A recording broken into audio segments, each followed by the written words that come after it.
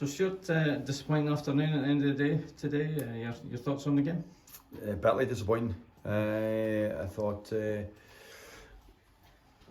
after the game there's no doubt that Cove deserved to win the game. So we're really disappointed in our first half performance, our energy levels, our ability to move the ball quicker.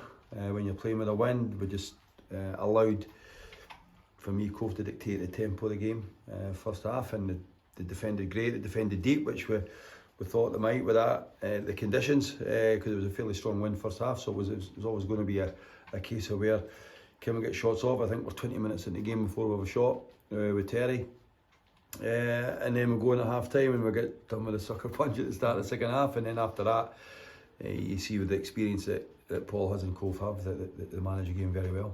Yeah, I thought we probably had more of the ball first half, although we maybe didn't create too much of it, but we did create one really good chances towards half time that Ken gets kind of played through, and those kind of chances can sometimes kind of change. We keep saying it's fine lines in this league, and you see the league table there I was looking at after a game, it's that tight, but yeah, he's clean through. So as a striker you're hoping he's going to score. He scored one earlier on in the season in the same position, so the good thing is he's getting in that position to miss it, I guess, but again, we'll have 5 or 6 corners in the first half, and again, we're not ending any of them.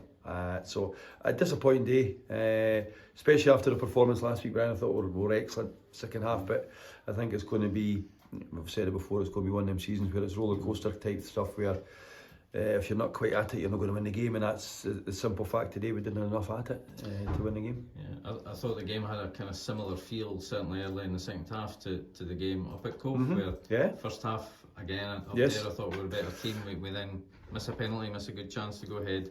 They then scored early in the second half, and as you say, goals change games. There's no question that the first goal is vital, and especially in this league, that it seems to be, and that's twice now we've maybe spurned chances that you could go ahead, but you're hoping you're going to create chances within the game, and then obviously Cove's first really good chance of the game, the guy slams it in the bottom corner, so that's it. And then after that we're chasing the game obviously, and we're throwing subs on there at the end just to try and see if we can get something, and we get caught up the park, and then it's a cool finish from Mitch, which you'd expect when he's one-on-one with the goalie, but that certainly wasn't the one that cost us the game. It was probably as I say, we're trying to say the guys, we need to take the game to them first half, especially with the wind, and use the wind, because sometimes when we're here with the wind like that, and we all know it, it's almost a 1-goal wind at times.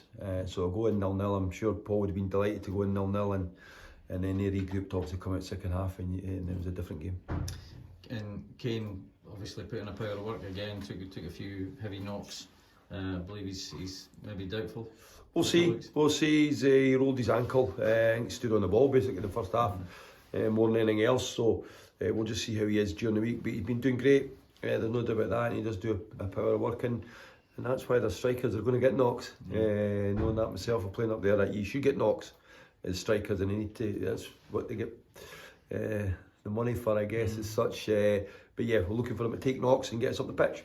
And he's been doing fine, so we'll just see how he is on Tuesday. Yeah. So looking ahead, long trip next Saturday down in Dumfries. Yeah, it's something we've spoke about already, and we'll speak about during the week, because the last 2 away games haven't been good enough. Dumbarton, very fortunate to win 1-0, and Annan away, poor, got beat 1-0. So something that we'll look at, do we change the way we travel, or do we change our preparation during the week, because it's certainly the last 2 times longer trips haven't been kind to us, albeit we did get very fortunate at Dumbarton, but we're looking for a better performance. But yeah, the league's great in the sense that you just don't know who's going to win on a Saturday. I just had a quick look, I think there's 3 teams on 17 or something like that. It's just ludicrous. I keep saying it, the league will probably win with record low points this season, because I firmly believe that everyone will beat each other, and hopefully there's still 2 games we can beat Cove this season. So just looking a little bit shorter ahead, tomorrow night, Scottish Cup draw. Yes. Who do you fancy? I don't know. Anything.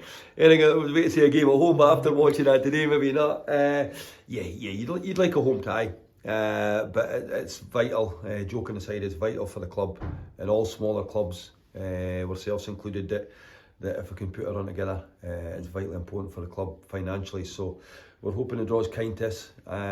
We'll see that tomorrow night, and then we'll worry about that when the tie comes round. But yeah, if it's kind to us and we get a home draw, then you're hoping that you can maybe progress in, and that's you in with the big teams as such. So who knows at that stage. Perfect. Cheers, Brian.